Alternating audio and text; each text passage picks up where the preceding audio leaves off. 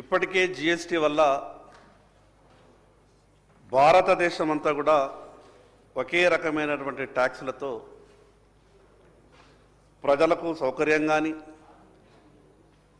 విదేశీ పెట్టుబడులకు గతంలో జిఎస్టీ లేకన్నా ముందు ఈ భారతదేశంలో ఉన్నటువంటి ట్యాక్స్ విధానం చూసి అనేక సందర్భాల్లో ఇన్వెస్టర్స్ ఈ భారతదేశంలో పెట్టుబడులు పెడితే చాలా ఇబ్బందులు ఉన్నాయి. ఉదాహరణకు ఢిల్లీ చుట్టుపక్కల 3-4 రాష్ట్రాలు 70 కిలోమీటర్లలో 3-4 రాష్ట్రాలు దాటి వెళ్ళాలి. ఒక్కొక్క రాష్ట్రానికి ఒక్కొక్క రకమైనటువంటి ట్యాక్స్, ఒక రాష్ట్రంలో ట్యాక్స్ చెల్లించి మరో రాష్ట్రంలో ఇంకో రకంగా ట్యాక్స్ చెల్లించి ఈ రకమైనటువంటి ఇబ్బంది వల్ల పెట్టుబడులు ఈ దేశంకు రాని కారణంగా కేంద్రంలో ఉన్నటువంటి భారతీయ జనతా పార్టీ ప్రభుత్వం, గతంలో ఉన్నటువంటి ప్రభుత్వాలు కూడా కేంద్రంలో ఆలోచించిన ఈ జిఎస్టీ మీద ఆనాడు భారతీయ జనతా పార్టీ నరేంద్ర మోడీ గారి నాయకత్వంలో జిఎస్టీ బిల్లు పార్లమెంట్లో అయిన తర్వాత అందులో మొట్టమొదటి జిఎస్టీ బిల్లు ఆమోదం కూడా ఈ తెలంగాణ రాష్ట్ర శాసనసభలోనే జరిగింది. అధ్యక్ష, దేశ ప్రజలంతా కూడా ఏం కోరుకుంటున్నారు అంటే ఇప్పటికీ పెట్రోల్ డీజిల్లో కూడా జిఎస్టీలో వస్తే బాగుంటుంది. సరే, రాష్ట్రాల ఆర్థిక పరిస్థితి అది ఏ రాష్ట్రమైనా సరే పెట్రోల్ డీజిల్ అనేది జిఎస్టీకి వెళ్తే మా రాష్ట్రం ఆర్థికంగా ముందుకు పోవడం చాలా ఇబ్బంది. అందుకొరకు పెట్రోల్ డీజిల్ని జిఎస్టీలు కాకుండా ఆయా రాష్ట్రాలు విధిస్తున్నటువంటి ట్యాక్స్లో వ్యాట్లో ఈ యొక్క పెట్రోల్ డీజిల్ ఉన్నాయి. అధ్యక్ష, ఏ రోజైనా సరే ప్రభుత్వాల ఆలోచన ఎట్లున్నది అని అంటే ఏ రంగం నుంచి అయితే గొప్పగా ఆదాయం వస్తున్నదో ఆ రంగాన్ని మాత్రమే పట్టి పీడించి ఆ వస్తువుల మీదనే అధికంగా ట్యాక్స్ విధించేటటువంటి పాలసీ ఆలోచన ప్రభుత్వాలకు అనాదిగా వస్తున్నటువంటి సాంప్రదాయం. ఈరోజు ఉదాహరణకు అది ఎక్సైజ్ కావచ్చు, స్టాంప్స్ అండ్ రిజిస్ట్రేషన్ కావచ్చు, ఈరోజు వ్యాట్ కావచ్చు, ఈ రకంగా 3-4 ఆదాయ వనరుల మీదనే ఆధారపడి ప్రభుత్వాన్ని నడిపించేటటువంటి పరిస్థితికి వస్తే ప్రజల మీద భారం పడుతుంది. అధ్యక్ష, ఈరోజు నేను ఈ పార్టీ ఆ పార్టీ అనను, కానీ ప్రతిపక్షంలో ఉన్నప్పుడు మాత్రం ధరల గురించి గొప్పగా మాట్లాడతాం. గతంలో టీఆర్ఎస్ పార్టీ ప్రభుత్వంలో ఉన్నప్పుడు కాంగ్రెస్ పార్టీ నాయకులు కూడా ఏం మాట్లాడుతున్నారంటే అసలు ఈ రాష్ట్రంలో పెట్రోల్ డీజిల్ కొనగలుగుతామా, బంగారం తీరు ధరలైపోయినాయి, ఎందుకు ఈ రాష్ట్ర ప్రభుత్వం ఒక 10 రూపాయలు తగ్గించుకుంటే ఈ రాష్ట్ర ప్రభుత్వంకు పోయేదేమున్నది, మిగతా ఆర్థిక వనరులు ఎన్నో ఉన్నాయి కదా, ఎందుకు ఈ రకమైనటువంటి భారం వేస్తున్నదని అనేక సందర్భాల్లో మాట్లాడుతుంటాం. కానీ ప్రతిపక్షంలో ఉన్నప్పుడు మాట్లాడినటువంటి మాటలకు తిరిగి అధికారం చేపట్టిన తర్వాత చేసేటటువంటి వ్యవహారాలకు ఎక్కడ కూడా పొంతన లేకుండా పోతున్నారు. అధ్యక్ష, గొప్పగా చెప్తుండే కాంగ్రెస్ పార్టీ అధికారంలోకి వస్తే ధరలన్నీ కూడా అదుపులో ఉంటాయి, ప్రభుత్వమే మేము గౌరవ భారతీయ జనతా పార్టీ సభ్యులు పెట్రోల్ డీజిల్ ధరలకు సంబంధించినటువంటి అంశం మీద మాట్లాడుతూ ఉన్నారు. నేను వారిని సభ ద్వారా అడుగుతా ఉన్నా, రేపు జరిగే ఎన్నికల తర్వాత కనీసం 1 సంవత్సరం ఇవాళ మీరు తీసుకున్నటువంటి 10 రూపాయల ఏ ఛార్జీలు అయితే తగ్గింపు తీసుకున్నారో 1 సంవత్సరం పాటైనా కొనసాగిస్తామనేటువంటి ఒక విశ్వాసం ఈ భారతదేశ ప్రజలకు ఇవ్వగలుగుతారా? ఎక్కడ ఎన్నికలు వస్తే అక్కడ దానికి సంబంధించిన తగ్గింపులు, దానికి సంబంధించిన ప్రక్రియ, ఎన్నికల కొరకే వ్యవస్థ నడుపుతున్నటువంటి విధానాన్ని చూపెట్టే ప్రయత్నం చేస్తూ ఉన్నారు. ఇలా మేమేం తెలంగాణ ప్రభుత్వం తరఫున కొత్తగా పన్నులు విధించింది కానీ లేకపోతే దానికి సంబంధించిన విషయాన్ని కానీ తీసుకున్నది లేదు.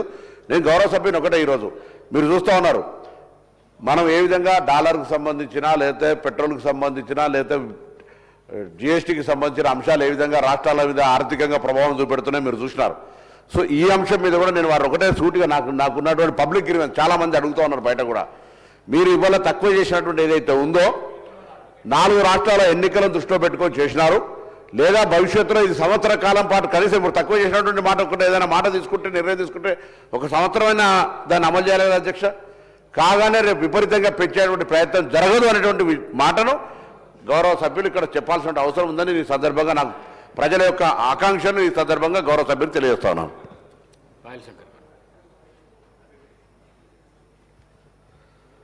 అధ్యక్ష, ఈ శాసనసభలో ఏదైనా బిల్లు చేసేటప్పుడు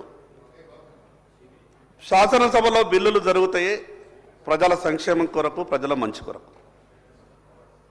అటువంటప్పుడు దానికి జాతీయ కానీ అంతర్జాతీయ విషయాల్ని క్రోడీకరించి జోడించి చర్చ చేసేటటువంటి సందర్భంలో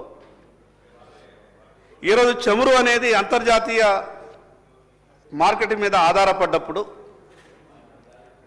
సంబంధిత కంపెనీలు భారం మోయకూడదని, గతంలో సంబంధిత కంపెనీలు భారం మోసి ఆ కంపెనీలే మూతపడేటటువంటి పరిస్థితులు ఉన్నటువంటి సందర్భంలో మన్మోహన్ సింగ్ గారు కానీ, పివి నరసింహారావు కానీ వారి ఆలోచన గతంలో చేసిండ్రు. వారి ఆలోచనని ఈరోజు నరేంద్ర మోడీ గారు కూడా ఏకీభవించి అంతర్జాతీయంగా చమురు రేట్లు ఏ రకంగా ఉంటే ఆ రకంగా ఎప్పటికప్పుడు మార్పులు జరగాలని పార్లమెంట్లో ఈ యొక్క ఇంధన చట్టం తెచ్చారు. అధ్యక్ష, నేనేమంటున్నానంటే గౌరవ మంత్రివర్యులు మాట్లాడుతూ ఒక మాట మాట్లాడింది. భారతీయ జనతా పార్టీ ఏ రాష్ట్రంలో ఎన్నికలుంటే ఆ రాష్ట్రంలో మాత్రమే ధరలు తగ్గిస్తామని. అధ్యక్ష, ఈరోజు వ్యాట్ తగ్గించినటువంటి రాష్ట్రాలలో కేవలం బీజేపీ రాష్ట్రాలే లేవు. ఈరోజు కర్ణాటకలో కూడా 20% తగ్గించారు. ఈరోజు మీకు ఉదాహరణ చెప్తా అధ్యక్ష, ఈరోజు ఢిల్లీలో ఎన్నికలు లేవు. అక్కడ ₹94.77 మాత్రమే ఉంది. ఉత్తరప్రదేశ్లో ఈరోజు ఎన్నికలు లేవు. అక్కడ భారతీయ జనతా పార్టీ అధికారంలో ఉంది.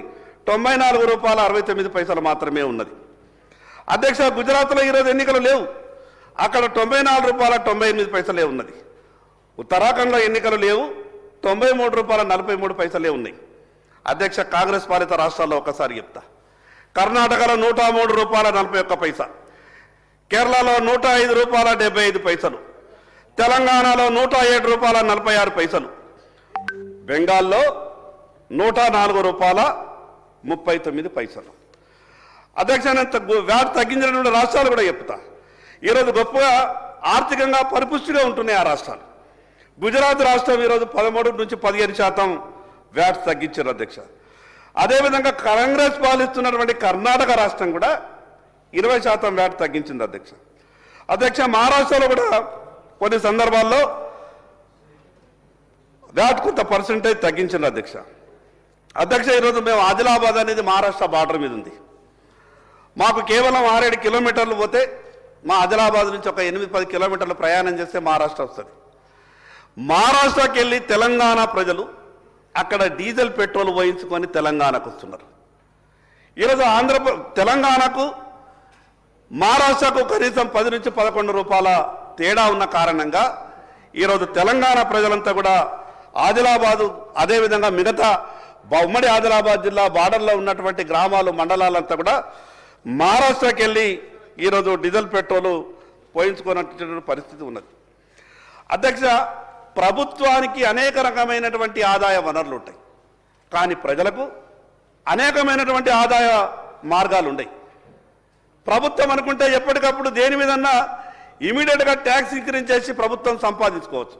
కానీ ప్రజలు ధరలు పెరిగినాయని, లేదా ప్రభుత్వం ట్యాక్స్ అధికంగా విధించిందని, నాకున్నటువంటి 20,000 జీతాన్ని ఇమీడియట్గా 25,000 జీతం చెయ్యమని ఆర్జిస్తే ప్రభుత్వం ఒప్పుకోదు, ప్రైవేటు సంస్థలు ఒప్పుకోవు. కాబట్టి ప్రభుత్వానికి అనేక మార్గాలు ఉన్నాయి ఆదాయం కొరకు. మిగతా వ్యవహారాల మీద కొంత దృష్టి పెట్టేటటువంటి ప్రయత్నం చేయండి. ఈరోజు ఈ పెట్రోల్ డీజిల్ దాని మీద గతంలో అనేక సందర్భాల్లో గౌరవ ముఖ్యమంత్రి గారు కూడా మాట్లాడిండ్రు. ఈ రాష్ట్రంలో టీఆర్ఎస్ పార్టీ కానీ ప్రభుత్వం అధికారంలో ఉన్నప్పుడు, ఈరోజు మిగతా రాష్ట్రాలలో తగ్గించినప్పుడు, కేంద్ర ప్రభుత్వం తగ్గించినప్పుడు ఈ రాష్ట్ర ప్రభుత్వం ఎందుకు తగ్గించలేదు, ఇది తెలంగాణ ప్రజల్ని ఆర్థికంగా చతికిలబడ చేస్తున్నది ఈ ప్రభుత్వ నిర్ణయాలను మాట్లాడినప్పుడు, ఈరోజు ముఖ్యమంత్రిగా ఆనాడు మీరు మాట్లాడినటువంటి మాటల్ని ఒక్కసారి గుర్తు చేసుకోవాల్సిన అవసరం ఉంది. అధ్యక్ష, ప్రతిపక్షంలో ఉన్నప్పుడు మాట్లాడే ప్రతి మాటని అధికారంలోకి వచ్చిన తర్వాత నేను గడిచిన 5 ఏళ్ళు ఏ సభలో, ఏ ఉద్యమంలో, ఎక్కడెక్కడ, ఏ సందర్భంలో ఏం మాట్లాడినో అవన్నీ కూడా మనం ఒక్కసారి రివైండ్ చేసుకోవాలా. కానీ ప్రతిపక్షంలో మాట్లాడినటువంటి మాటలన్నీ కూడా మర్చిపోయి అధికారంలోకి వచ్చిన తర్వాత ప్రభుత్వ ఆదాయాన్ని పెంచడమే లక్ష్యంగా పెట్టుకొని ఈ రకంగా ఇబ్బందులు పెట్టేటటువంటి ప్రజల్ని ప్రయత్నం చేస్తే అది ప్రజలకు భారం అవుతుంది అధ్యక్ష.